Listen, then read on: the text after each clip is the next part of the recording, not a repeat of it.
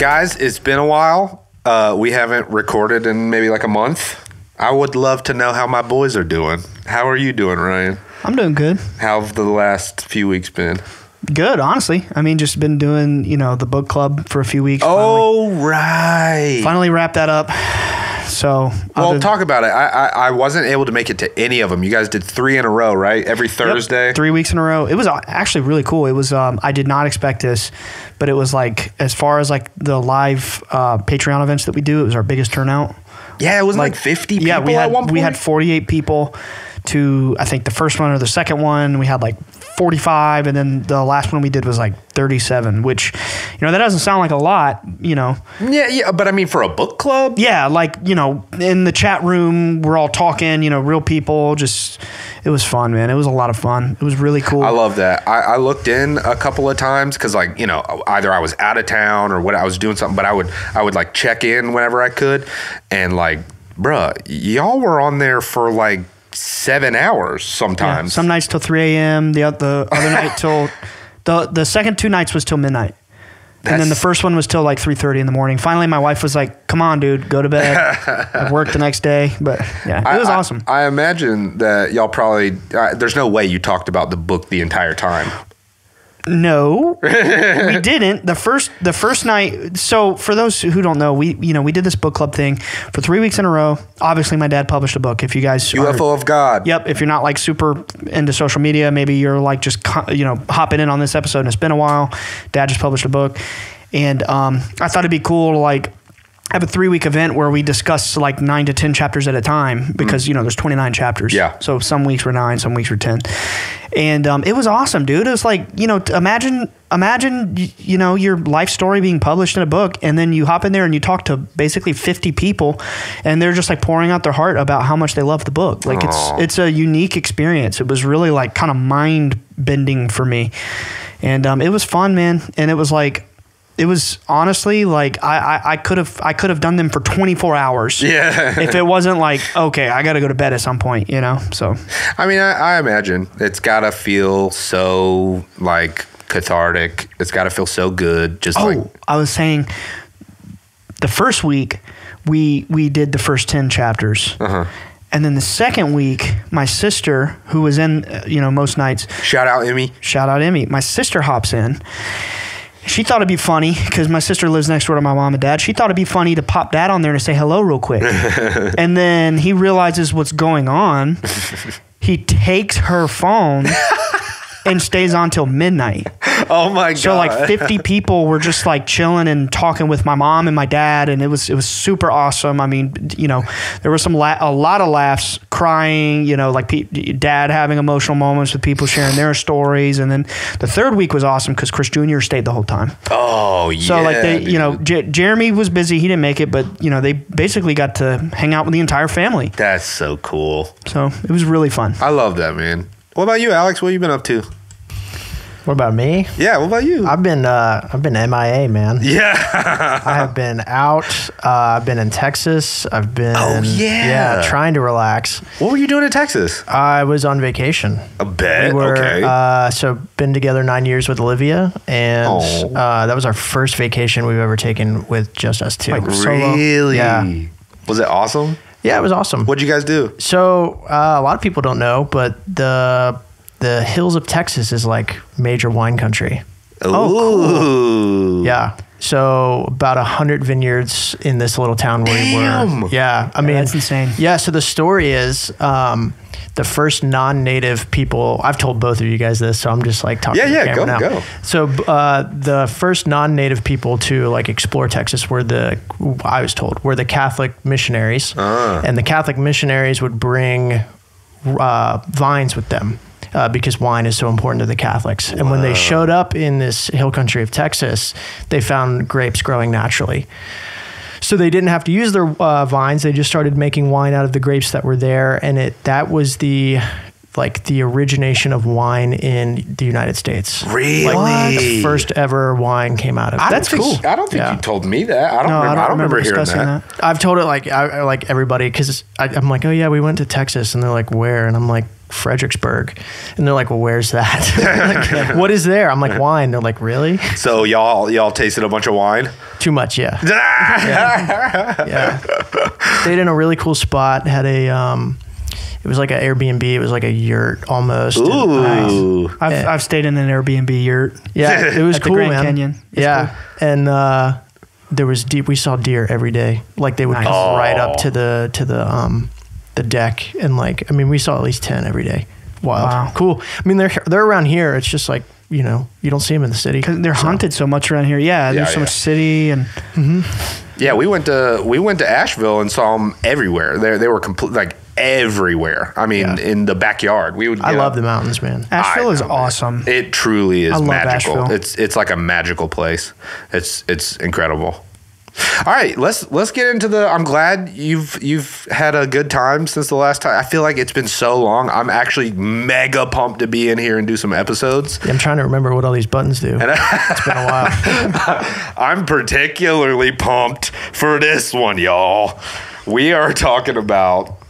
God, I feel like I say this ad nauseum, but like this movie's for sure in my top 5 ever.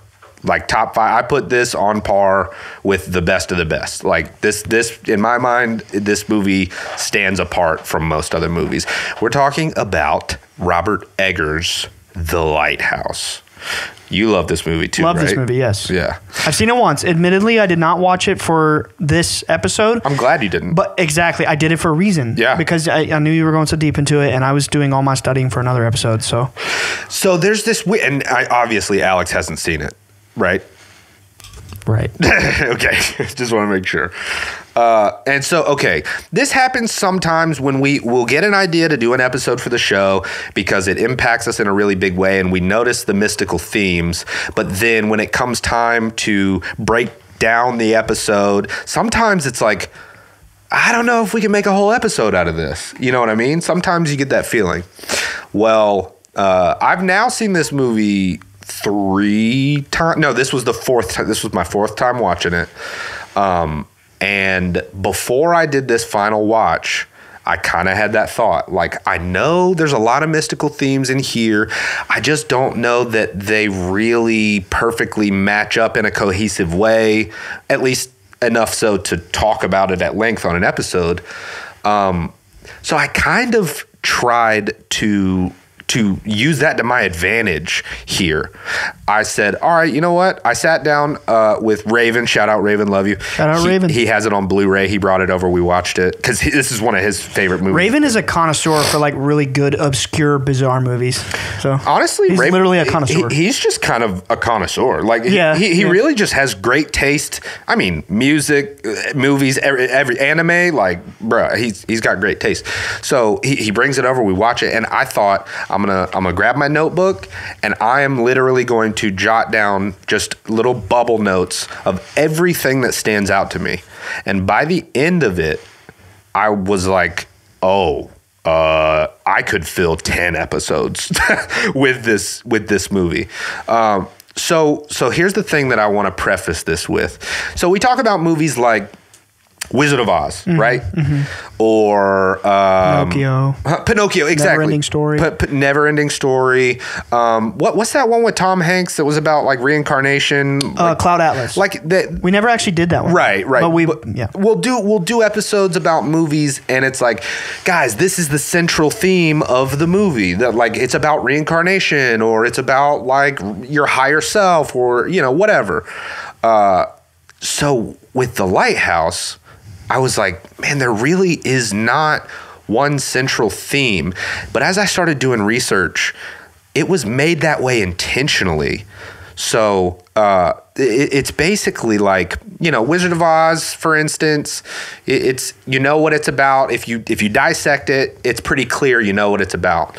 With this movie breaking it down, I found, just in this one watch through, I found multiple interpretations, ways that you can interpret it, and then corroborated it with actual interviews from the creators of the movie. Mm-hmm. And it is actually like riddled with mysticism and esotericism. Like every single shot of the movie.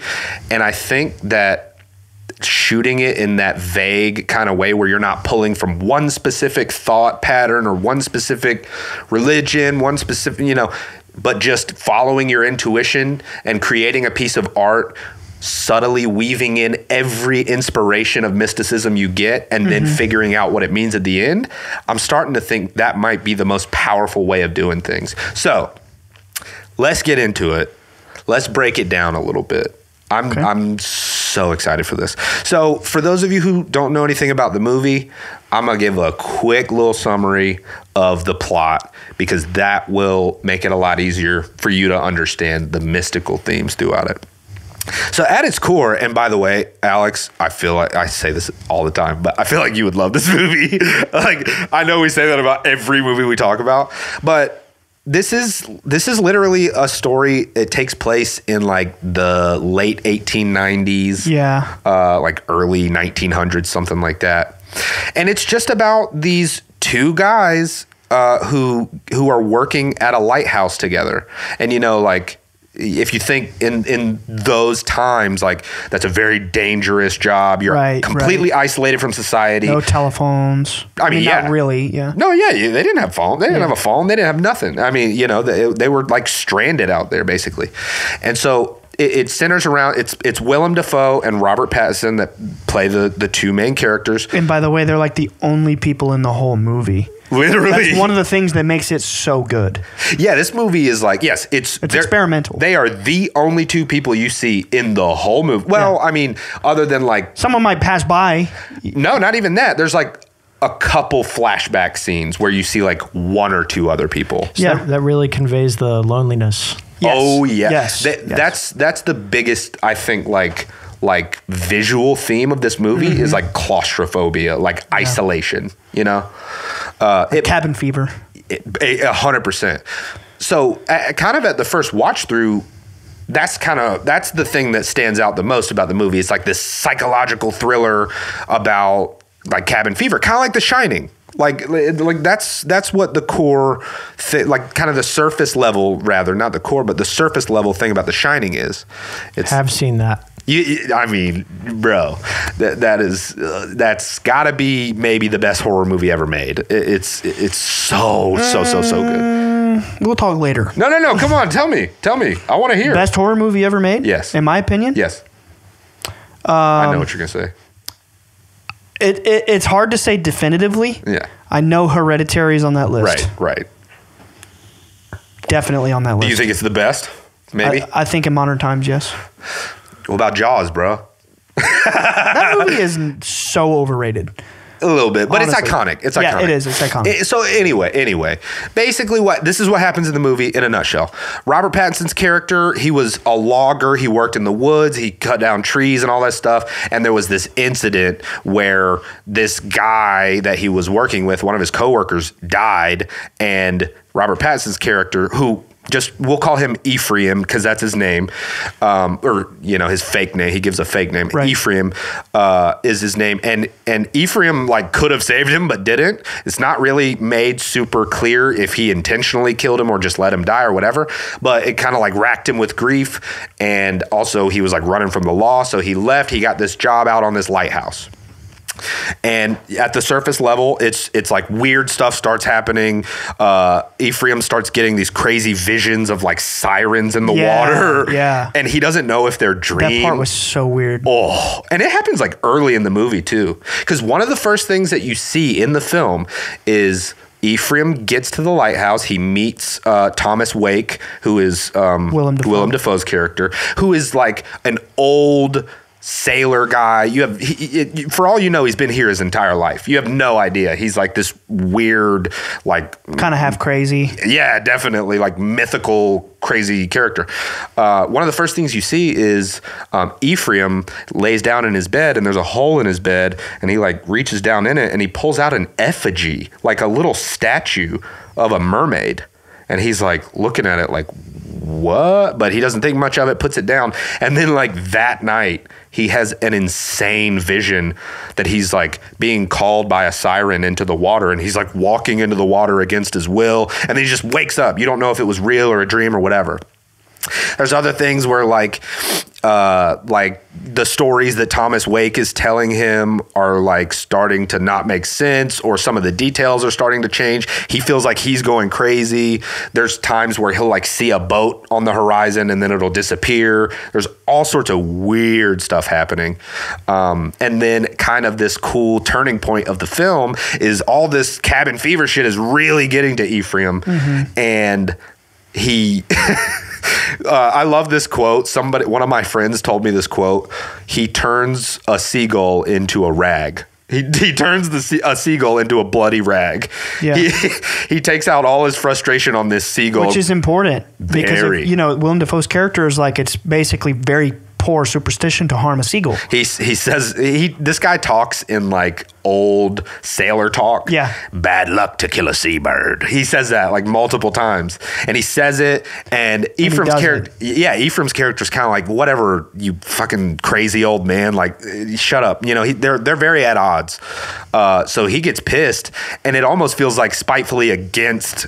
You forgot to mention why, because the old man is working Robert Pattinson's character like to the bone. Oh, to the bone. He's he's like, he can't do anything. He'll swab the whole entire thing. He'll do every one of his jobs, and it's never good enough, which there's a mystical reason behind that, but everything in this film. Anyway, so yeah, he gets super frustrated with Wake's character, and he's like, oh, don't kill a seabird, huh? And he grabs it by the neck and it is a visceral scene. Yeah. Slams it like a ton of times. By the way, not super relevant to this part, but the movie's black and white. Yeah, completely black and white. It's in 4:3 aspect ratio. It's like, looks like a classic film. It just came out in 2018 or 19 or something. By the way, after he kills the seabird, he looks into the water, and there's spirals, like oil is making like spirals in the water. Oh, I don't remember that part. Yeah, very important. Two things. It foreshadows the storm that's coming, and it also is like the spiral of consciousness, which there are so many spiral shots in this movie. Wow. So let's wrap it up with the basic description. Basically, like we said, this massive storm comes. They were supposed to get out and go home, and their job was going to be done. They ended up getting stranded there for they don't even know how much longer because of this awful storm. So if they weren't already going crazy, that completely snapped them, and they dive deep into insanity. Like you really see them in the film fully lose sanity, like 100%. Well, and it's illustrated in a way that like the events in the film stop making sense. You know what I mean? Like, even from the viewer's perspective, it's no longer sane. Yeah, it's cool. No, absolutely. Like it shows that they're going to be stuck there longer. It shows them go to bed, and then the next day, Thomas Wake's character is talking to Ephraim, and he's like, "You don't even know how long it's been. We've been here a month." And he's like, stop, you're lying. And he's like, you have no idea how long we've been here. It starts getting extremely disorienting because you're like, you truly don't know what's happening. It almost makes the viewer feel insane. And it definitely does not spoon feed it to you. Oh, no. Like, it's guaranteed the first watch of this movie going into it blind, you're like, what am I watching? What am I watching? What did I just watch? The thing that's so captivating about it is the performances of these two guys. Right. I mean, come on, dude. Yeah, Willem Dafoe in this movie. I'm sure you're going to cover this because it's a mystical. It's incredible. It's one of the very best monologues I've ever heard in a movie. I think it might be. Yeah. Yeah. I think it might be my favorite monologue in a movie ever. You notice too, if you go back and watch it, he doesn't blink a single time. Dude, my jaw was on the floor the first time I saw that. I didn't know it was going to be all mystical. I mean, this is way before we were doing the podcast, way before all of this. Yeah.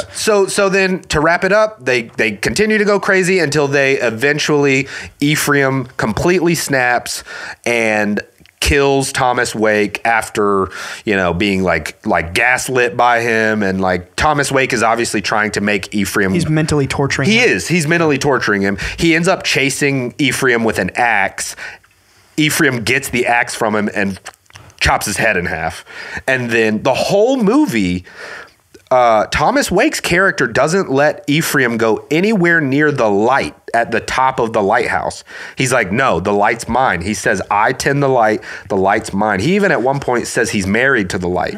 Yeah, all Ephraim ever does is like shovel coal and like clean the floors and like all the little like bitch labor. Yeah. And he's curious about the lighthouse, you know, but that's a central theme. Stay away. If Ephraim even mentions seeing the light, Thomas Wake loses it. He loses it. He's like, no, that's mine. You don't go near it. He's like, absolutely no. And then when you see Wake in the light looking at it, he's like intoxicated. He like goes up there naked, dude, and some pretty gross stuff. But anyway, at the end of the movie, Ephraim kills him, goes up, sees the light, cackles like a complete maniac, falls down the spiral staircase, and then the last shot you see is him getting eaten alive by seagulls. It is so insane. You know, seagulls are federally protected.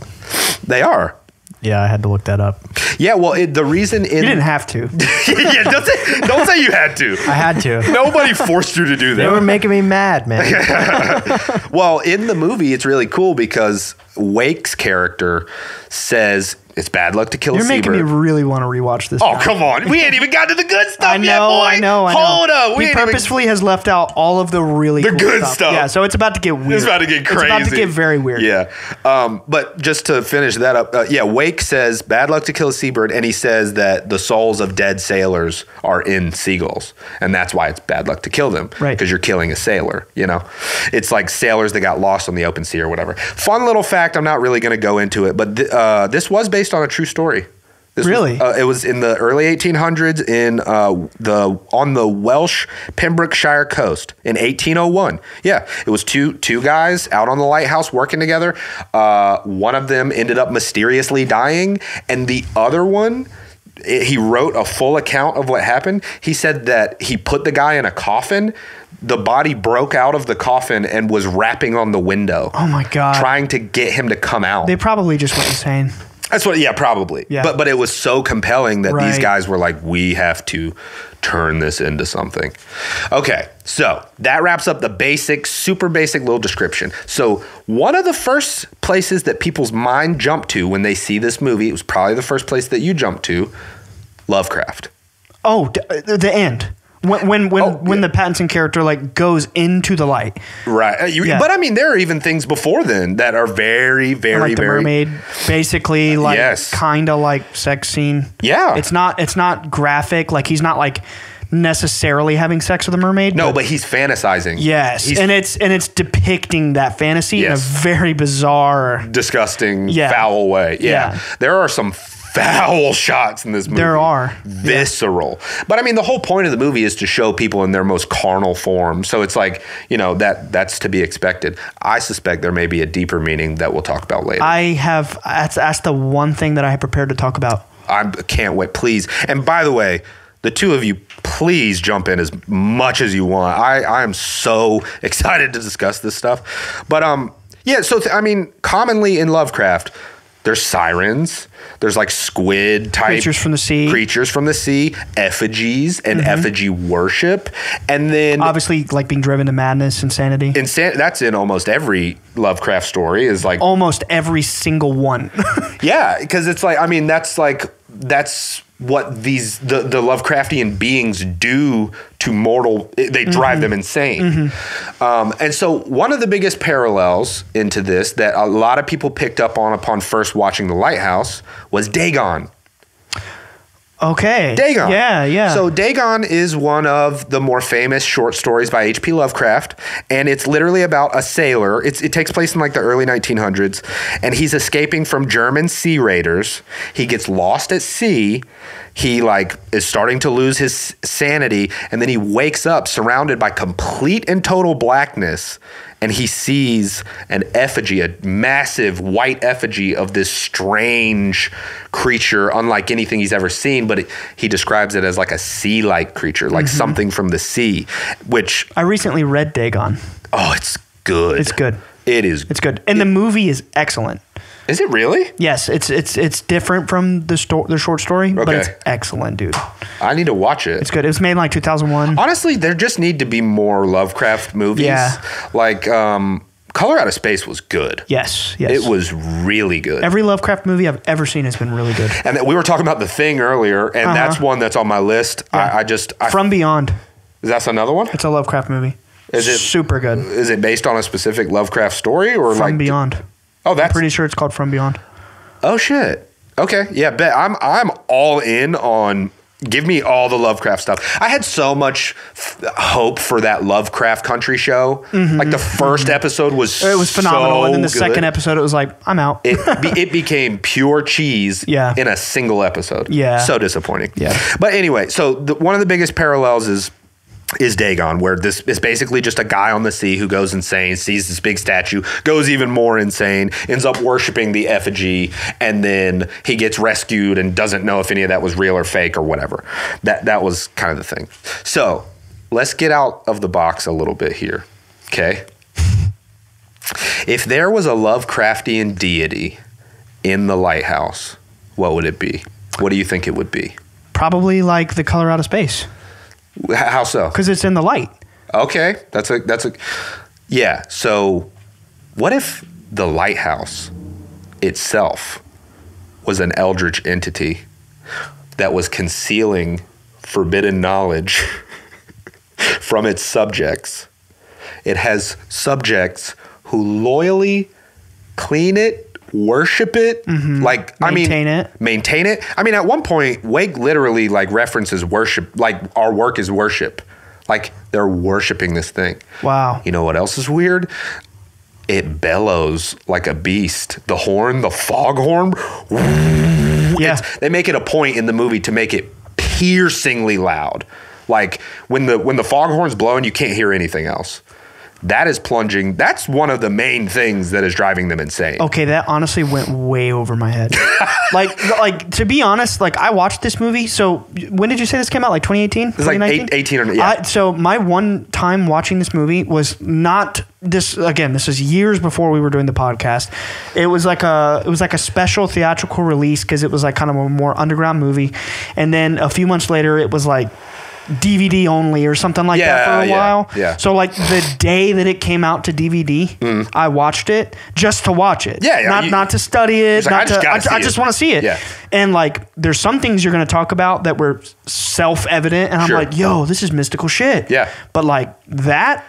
This is what I'm saying. Way over my head. This is what I'm saying is it took me 4 times watching this movie. Right.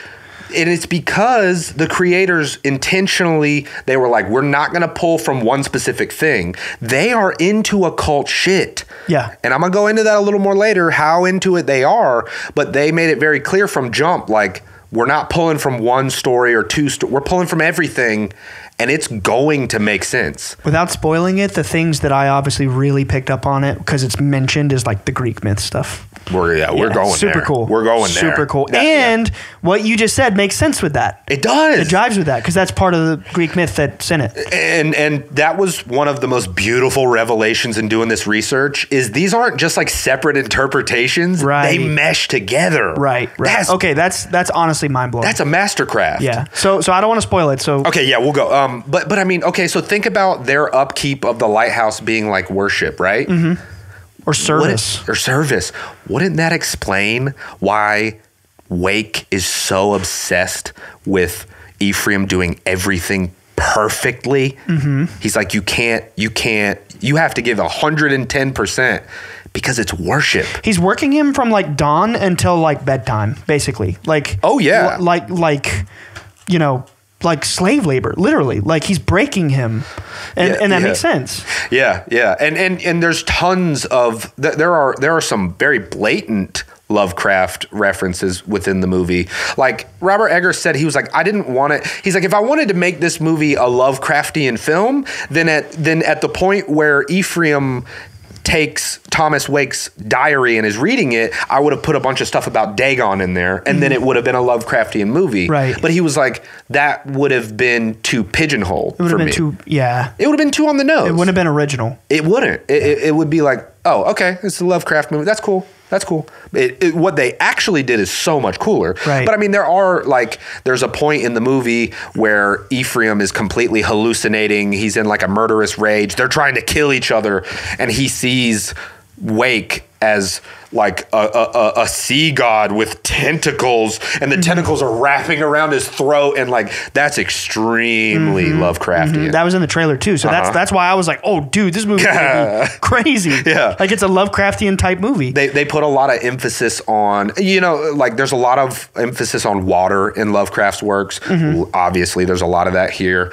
The moon, lot of emphasis on the moon. It's like little subtle Easter eggs kind of that Lovecraftian stuff. But then finally, one of the coolest and most blatant things, if we're following that thread that like, what if the lighthouse is an eldritch god or like an elder god you remember like the elder gods from, you know, that would mean that Wake, truly, who knows how long he's been there worshiping this thing and whatever. And when Ephraim gets to the point where he's openly defying Wake and he's like, I'm going to go see what's in the light.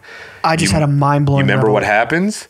Wake chases him in the rain, and then he shoots that beam of light from his eyes into Ephraim's eyes. Right. That's based off of a painting from the early 1900s when Lovecraft was popular. Right. Called Hypnosis. Bro, he hypnotized him. You know what else is crazy about that? I just had this thought like on the fly, you know, from like learning this new information or whatever. That implies that Wake is an initiate into this order. He's concealing the mystery from the profane, the younger character. But get this, I haven't even spoiled all the Greek stuff yet. That you're, I know you're going to talk about it. Oh yeah, that's next. If you understand like the ending of what happens to Robert Pattinson's character, he is rebellious, like the figure referenced in the myth. Exactly, and he has the same fate. It's like mind-blowing. Like he is the figure from the myth, rebelling against the oppressive, like you don't get the knowledge. You see what I'm saying? Exactly. I mean, it's playing out in multiple levels. And that is like, I feel like that's so rare to see in films because like usually you have this interpretation or that interpretation or whatever, but in this one, they all tie together. Yeah. Like from everything that we're going to talk about, it all ties together. Yeah. So let's go into the Greek stuff. Because that was another thing that the Eggers were very open about. They say it in the movie. Yeah, I mean, he says the name. It's in the dialogue. Yeah. I want to preface it with a quote from Heraclitus, the philosopher. This is a quote about lighthouses. Interestingly, this plays into the Lovecraft stuff we were just talking about. This is a quote. That which was and always is, and will be everlasting fire, the same for all, the cosmos, made neither by God nor man, replenishes in measure as it burns away. It's as if this lighthouse was always there, always burning infinitely, and it is just somehow ever present, ever existent. It's like like one of the 7 wonders of the world is the Pharos Lighthouse, which is the first ever. I didn't know that. Mm-hmm. It's in Alexandria. That's cool. It's the first ever lighthouse. Oh, I'm going to rip your mind apart with that one in just a minute. Pharos was the name. It was the first ever one, and who I think Ptolemy may have built it. That would make sense. And they wrote about it in either the Iliad or the Odyssey. I know Homer wrote it, but. Yeah, I have it right here. Lighthouses were invented in ancient Greece, most likely by Ptolemy when he created Pharos, and they were often considered sacred. Wow. So it's like... Okay, that's deep. Dude. Yeah, it's super deep. Pharos it's one of the wonders of the world, partially because of its size, but also because it was an engineering marvel from the ancient world. So when you really think about it, like the light is symbolic of the wisdom of the mystery schools. 100%. 100%. I feel like that's the allegory. Yeah. You know, they erected this giant monolith, phallus. Right. This giant monolith with this this like all-seeing eye at the top that spins, It shines and sees light, everything. It's omnipotent. It lights the darkness into the sea. and Shines light into the abyss or whatever. and guides people. Yeah. Like, But when you see into the light, you're like insane with knowledge. it's overwhelming power. Yeah. There's a shot in the new Hellraiser about that, by the way. There's a new Hellraiser? Yeah, it sucks, dude. but point being, it's the same concept. That's cool. It came out this past year, 2022. I never saw the original one. The original one is actually one of the best horror films ever made. Really? Yes, it's phenomenal. But to get back to the Lighthouse thing, and the most recent Hellraiser that just came out, spoiler, the character at the end, he's like, if you don't know about Hellraiser, it's these like, they're called Cenobites. They're these like kind of like eldritch demons from another realm that like they blur the lines of like pleasure and pain, and like they torture you, but like from their perspective it's like that's pleasure, you know what I mean? It's just a way out there concept. That sounds kind of Lovecraftian. It kind of is. Yeah. And it was written in the 80s by Clive Barker. Amazing movie, the original. But anyway, so the character at the end, he's like taken to the realm of the Cenobites, and his like it's really graphic and gruesome, but his like skin is being peeled off. but because that's what they do. They have these hooks and they like torture you. But like the crazy freaky characters, there's some of them who are like, that's like they're seeking this. You know what I mean? They're like into it. They're crazy. Ooh. Yeah. And he's like got this face of like pure, like kind of like bliss. And he's revealed this huge shining white light. It's like it's weird. It's like, you know, the truth is like on outside of our border of understanding between pain and pleasure, basically. That is kind of... It's a similar concept. It is. Yeah. That's crazy. Shown differently. I kind of want to watch that, but, the OG one. Yeah. Well, no, this isn't the new one. Oh, so that shot wasn't in the original? No. Oh. It's only in the new one. That was the only cool thing about it. Does the new one have like the same plot as the original? Or completely different. Completely different. But it wasn't as good. Nowhere near. Okay, cool. I want to watch the original. Yeah, you should watch the OG. I like older horror movies. Me I love too, I mean, Halloween, especially like the 70s and 80s. Shining, Halloween. Yes. Like, come on now. Nightmare on Elm Street. Yes. Friday the 13th. Yes. Come on now. We're talking bangers. Yes. Okay, so back to the Greek stuff. The Lighthouse is rife with Greek references. It's like the driving premise. Yeah, it really is. But you don't know that getting into the movie. Exactly. It's a secret. But if you go into the movie with the lens of Greek myth, you'll see it everywhere. Exactly. But that wasn't advertised. No, not at all. Yeah, I love that because it's esoteric. Right. They hid it, you know. So the main we're going to talk about a few gods, a few parallels. There's a lot of Greek parallels here, but confirmed by the writer and director of the film, the two main characters, Thomas Wake, who is Willem Dafoe, and Robert Pattinson's character, Ephraim Winslow, who you find out his actual name is Thomas Howard. They're both named Thomas. Wow. Which, by the way, the true story this is based on, they were both named Thomas. Cool. Yeah. Cool. You find out that their characters, Ephraim, who is Robert Pattinson, is Prometheus from Greek myth. Thomas Wake, who is Willem Dafoe, is Proteus, which is, you know, those two characters never really like crossed paths in Greek myth. Right. But the really awesome thing about that is in subsequent mythological writings, like from Homer or other philosophers, they would do that. They would like cross these figures. Exactly. They would take figures that didn't cross paths and they would write stories about them crossing paths. So that's the mind-blowing revelation I had a few minutes ago when I was like, oh my God. Because knowing that Robert Pattinson is the Prometheus figure, what happens in the Greek myth? Wait, I'm going to say it. Okay, let's say it. Okay. So according to Greek myth, Prometheus is the Titan god of fire. He is best known for defying the will of the gods, stealing fire from them, and giving it to humanity. And according to the myth, Prometheus also discovers, this is wild, Prometheus is also the one who is credited with discovering and establishing the use of animal sacrifice. Oh, shit. He kills a seagull in the movie. He literally sacrifices, which causes a massive catastrophic storm. Right. So it's like, you know, and we talked about recently how sacrifice is in history has been used to catalyze like rituals and stuff like that. The Aztecs would literally daily. The Aztecs back in the the Aztecs and the Mayans and the peak of their society, dude, they were sacrificing like sometimes 10,000 people a day. Oh, a day, just ripping their hearts off. Next, cut them open, rip their heart out. a conveyor belt. Literally. This is real history. This isn't the Valentine's Day episode, bro. No. So, and lastly about Prometheus, he is also known as the representation of human striving and the risk of overreaching, which is like clear in the movie. So then what's his fate when the gods find out he gives the fire to humanity? So he steals the fire from the gods and he gives it to humanity. And as punishment, Zeus, obviously the king of the gods, he curses him. He ties him to a tree and he curses him to be eternally eaten by birds. I think in the myth it was an eagle because the eagle represents Zeus. It's like an eagle or a hawk a buzzard or something. Yeah, it's a bird. And basically a raven maybe. He ties Prometheus to a tree and that bird eats his liver every single day for eternity. It heals. It'll heal up. It'll eat him again. again.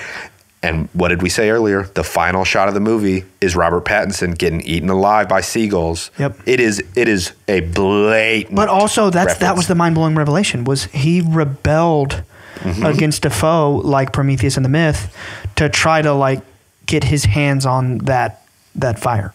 Exactly. Or light or whatever. The fire, it's not literal. It's the Greeks packaged version of esoterically, if you want to go way out of the box and relate it to the mystery schools, us way in pre-Atlantean times when we were perfect spiritual beings, we had this knowledge and then, we fell and were trapped in material reality because of our, powers getting out of control or whatever. We'll talk about that in the Theosophy episode. It's allegory. Right. It's not like literally fire. But like there's truth to it. Yeah. I mean, it's like he stole knowledge from the gods. Right. And he gave It's the Greeks' version of that story. Yeah. Yeah. Exactly. So let's talk about Proteus, who is Willem Dafoe's. This movie taught me about Proteus. I'd never heard of Proteus. He's the son of Poseidon. He's a son of Poseidon. Triton is his brother. In some myths, Triton is older. In others, Proteus is older. Most people who study myth believe that Proteus would be the older one. Wasn't he like the god of like foresight and prophecy? Yep. And he was usually kind of like a siren, like depicted like out in the ocean, right? And he would like give prophecies to sailors. Oh yeah, he is, his nickname in mythology is the Old Man of the Sea. Right. I mean, come on, which I believed the movie was also a play on that, maybe. Absolutely. The Old Man in the Sea. 100%. Yeah. Dude, in the film, there are 2 times where Willem Dafoe's character openly, well, I wouldn't say, he kind of hides it a little, but he basically admits that he is literally Proteus. I mean, at one point... He says the word Proteus. He says Protean. Okay, but still. He says something like, oh, Protean dread, something. And in the same sentence, he uses the name Prometheus. Promethean something. He talks in like limerick. He talks in like poetry. Like, and what's cool about that, remember in that monologue? Yeah. When he says... Oh, I'm about to say it. Okay, I'm about to say it. You have the monologue written down? Well, I have the first line, which is the most important part to the Proteus stuff. So anyway, in Greek mythology, Proteus was a prophetic sea god. He was called the Old Man of the Sea. He was also a shapeshifter. We see Willem Dafoe take a few forms in this movie. Yes. Get this. Often in paintings, Proteus is depicted with a... Don't say tentacles. Tentacles? A naked upper half with a cockle crown, just like in that one shot. In the movie. And tentacles for legs. If you look up the most famous painting of Proteus, it's that. Yeah. It's him with tentacles on the bottom and the 10 out of 10. Yeah, bro, come on now. Come on, bro. It's blatant. He's got the tentacles below. Yeah, this movie's a 10. Hold up. Remember I told you earlier the first ever lighthouse was Pharos? You know where Proteus lived? Pharos. It's like they nailed it, dude. Yeah. Like it really is. It's almost as if you could. So if from the Lovecraftian perspective, you could see this as like an eldritch entity or an elder god. In the Greek interpretation, you can see this lighthouse as Pharos. Right. This is the original lighthouse, which would mean that light is the original light. Right.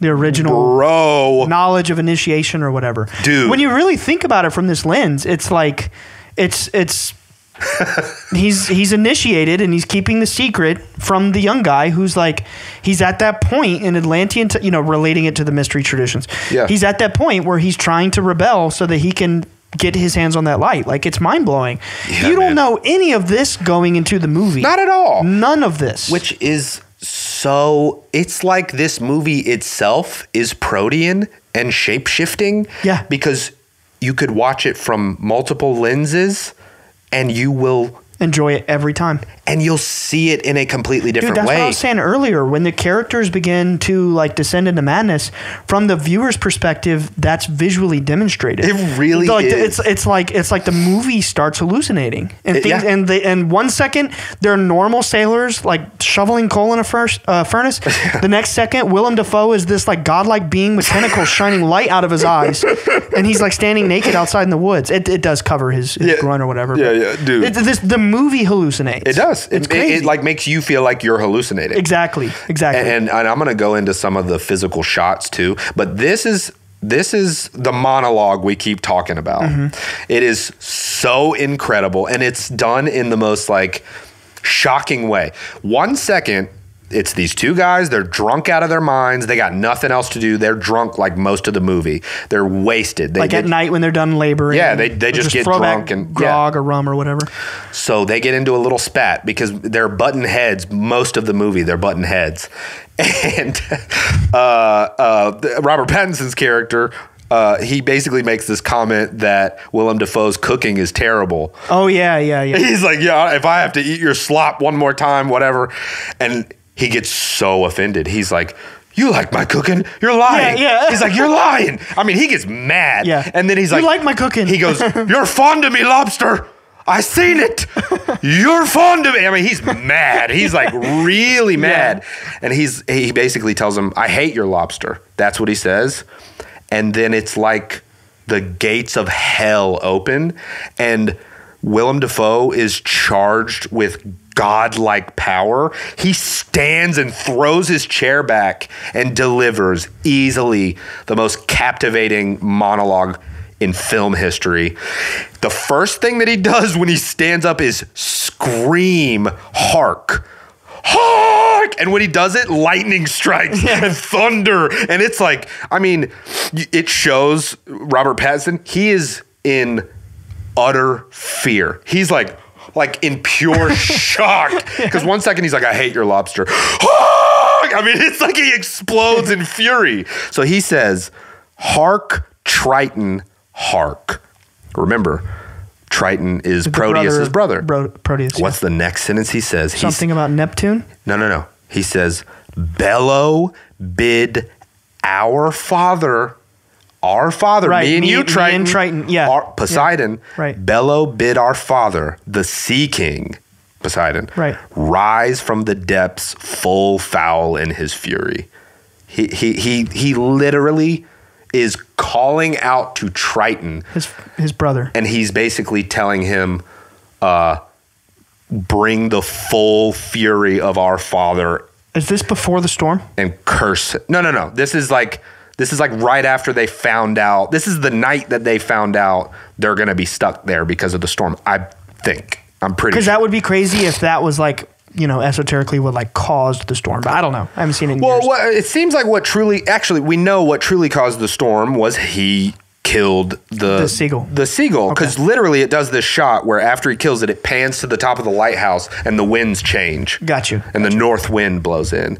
And he even says in that speech, by the way, in that monologue, he says something about like the north wind. Well, I wrote it down. He says something about like the north wind blows from, was it David's horn?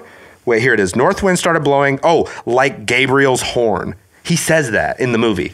Like Gabriel's horn. Angel. The north wind blows like Gabriel's horn. And so he knew during that monologue, That caused it. But then he's like, you don't like my lobster? I'm going to curse you for all eternity. He basically spends like a minute and a half straight without blinking, screaming at Robert Pattinson's character, cursing him in the most foul way you could possibly imagine. I mean, he's like talking about him getting ripped apart eternally by sirens and all this wild stuff. But he's literally beckoning out to Triton and Poseidon. He's like, he claims, he says it in the movie. He is Proteus. Right. He says it. It's incredible.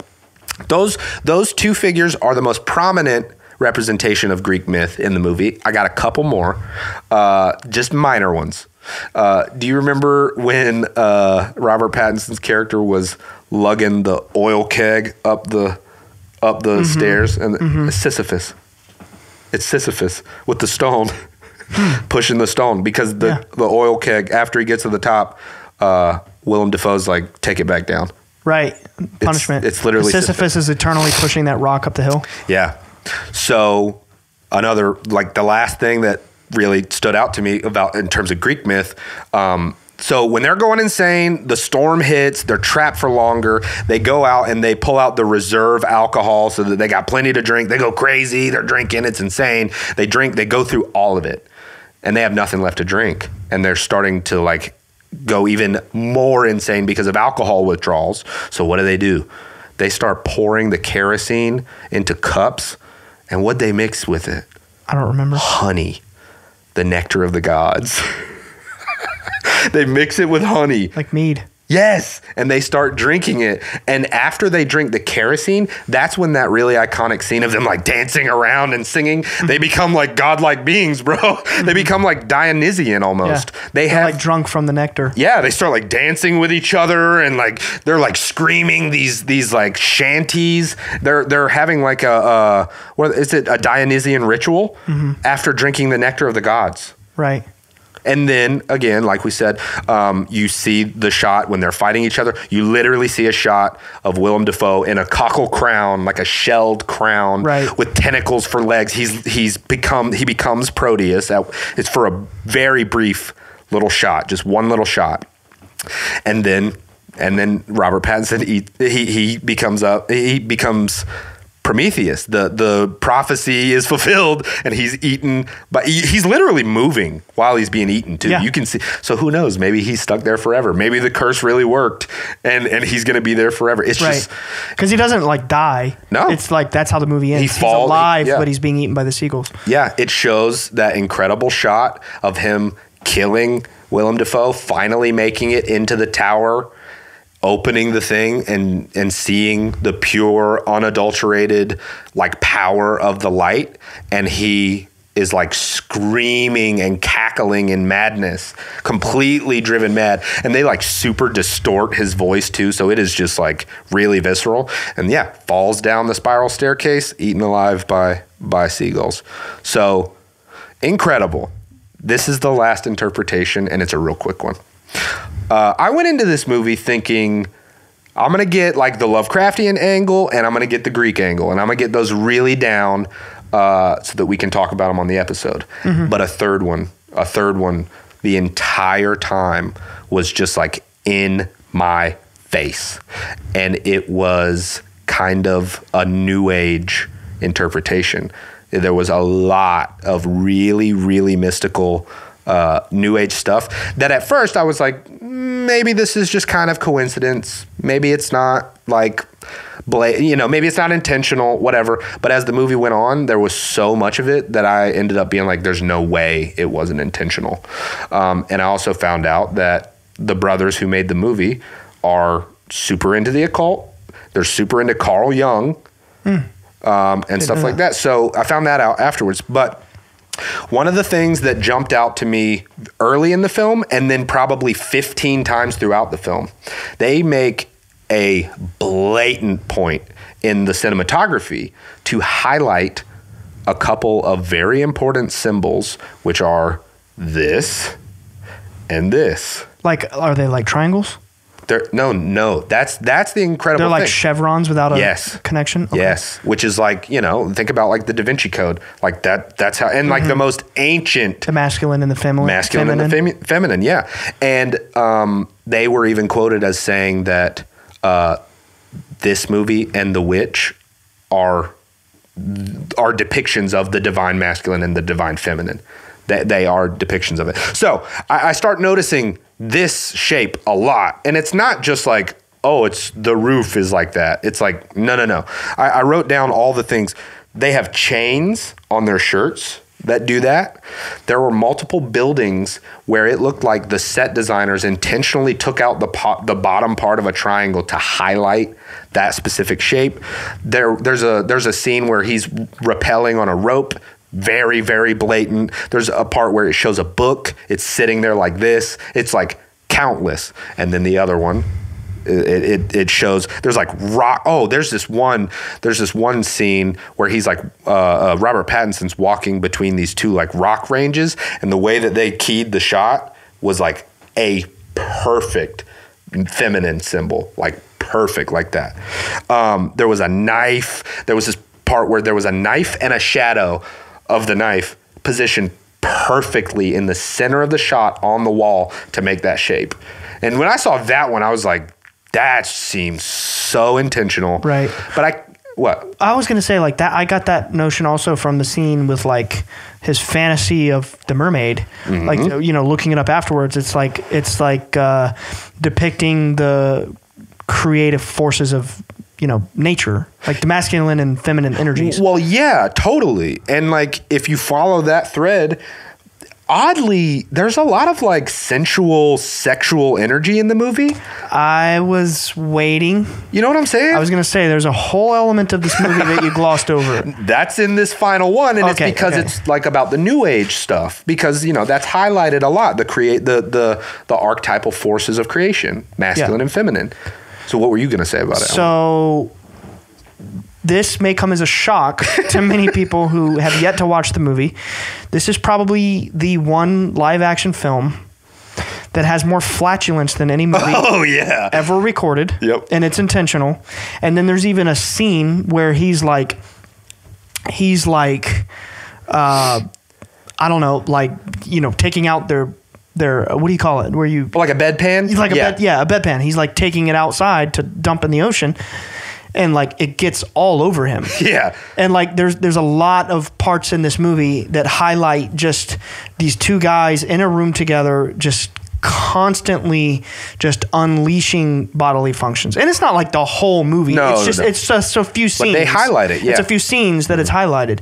And in my research, it was speculated that it is Eggers' attempt at showing like he's showing this why, because it's disgusting. Everybody can agree that's disgusting. Of course, yeah. And it's like it's a way to highlight a complete breakdown and overwhelming of the physical senses.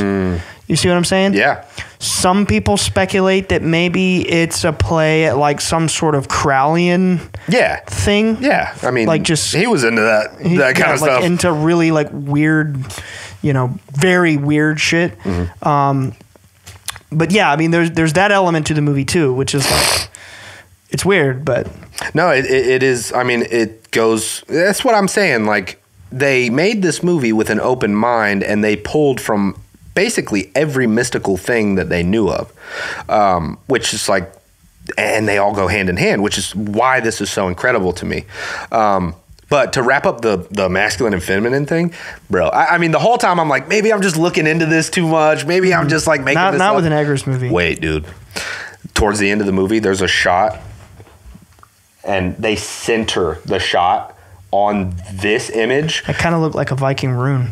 Yeah, but it's like it might be the like boat dock or something that they use, but it is so intentionally perfectly centered, and it has the masculine and feminine symbols like crossing each other. It's like a perfect harmony of masculine and feminine. And then just following this thread of the masculine and feminine thing, you could almost look at it as if the light is pure feminine energy at the top. That's why, like, They get intoxicated. Like when, Thomas Wake is up there, he's like sexual. He's like very sexually charged. He even says he's married to the light. That's his wife. He calls the light his wife. It's not like in the movie they like have some sort of sexual act. It's just implied. Well, there is a sexual act. Do you not remember? The dream with the mermaid, right? No. I don't remember. Oh yeah, I mean he gets himself off one time. Yeah. But I mean, yeah, that's the extent of it. Right, yeah. Yeah, but Yeah. it's implied. Yeah. All that stuff is implied for the most part. But it's like, if you think about it from that lens, it's like raw feminine energy at the top, and you, like you said, Wake is an initiate and he knows that Ephraim's not ready for it and all this stuff. Ephraim defies him and goes to it anyway, and it's too much for him to handle. Like, it's the raw power of feminine energy. It's just like another mystical lens to look through. Another crazy thing, I think they highlighted as above, so below so much in this movie. There are probably 3 or 4 shots of that spiral staircase, and they intentionally do shots going up it and shots going down it. That is literally the spiral of consciousness going up and down. And even at one point, Thomas Wake says to Ephraim, he says, "You're so mad you know not up from down." You're so mad you know not up from down, which is, That's funny. Like, you're so mad. Think about it out of the box. Mad could be, if we're thinking from the Lovecraftian angle, the people who are witnessing these cosmic, truth, so to speak. Yeah. Esoterically speaking, you're so mad you know not up from down. So that's kind of like literally as above, so below. Exactly. The up and the down are connected. The realms. Exactly. Yeah, that's deep. It is, and after seeing all of those symbols and the spiral shots that were so intentionally put in there, going up and down multiple times, and then he said that, I was like, come on, man. All right, I'm wrapping up because I'm sure we're out of time probably. The last thing one of the last things I wanted to talk about was Carl Jung. Carl Jung famously claims that Proteus is a depiction of the human unconscious. And there's a wide... It's out in the water. Exactly, yes. Yeah, the unconscious is like the water. And also, Eggers says in interviews he is super well versed in Jung, like in Carl Jung. He's like, that's cool. Read all his books. He's super into it, whatever. A ton of theories of people who have seen the movie theorize that Thomas Wake isn't even real. He's not even there. He's the unconscious of Ephraim. Well, I mean, that would make sense if he was Proteus. And that's another way this theme ties in with the Greek theme. Now, there's an element that we haven't mentioned yet. There's so many different cultures who have their take at esoteric myths, right? And the whole syncretistic perspective, where or comparative mythological perspective, where you take these different myths and you compare them and how they overlap. Do you realize the most popular egregore or most popular version of how people depict Prometheus, right? How? Lucifer. Oh, and he was like an angel of light. Exactly. What happened to him? He rebelled against the force that said, and we're going to talk about this on the Theosophy episode. Whoa. And he rebelled against the force that said, you guys don't get the knowledge. So what happens? He's punished. He's sent down, as the Bible says or whatever, sent down into chains of darkness for 1,000 years. Well, esoterically, it's us. You ready for this? God. It's us. We, in the very ancient past, in Atlantean times, were perfect spiritual beings.